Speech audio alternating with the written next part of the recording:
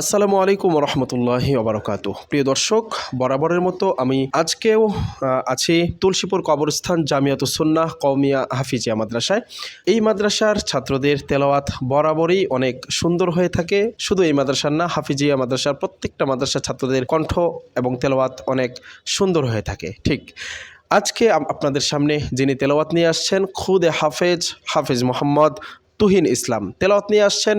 তুহিন ইসলাম। আসসালামু আলাইকুম ওয়া রাহমাতুল্লাহি ওয়া বারাকাতুহু। আউযু বিল্লাহি মিনাশ শাইতানির রাজীম। বিসমিল্লাহির রহমানির রহিম। রব্বানা ইন্নাকা জামিউন নাস লিয়াউমিল লা রাইবা ফীহি إن الله لا يخلف الميعاد إن الذين كفروا لن تغني عنهم أموالهم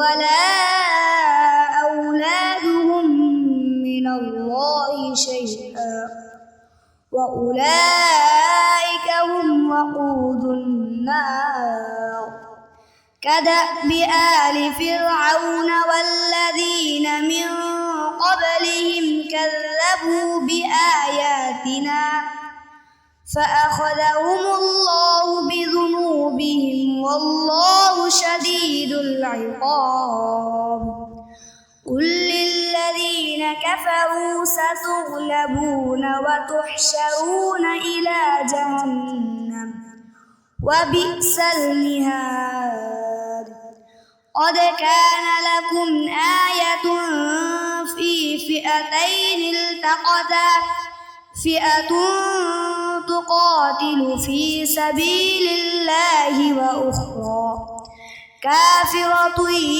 يرونهم مثليهم رأي العين والله يؤيد بنصره من يشاء إن في ذلك لعبرة لأولي الأبصار صدق الله العظيم।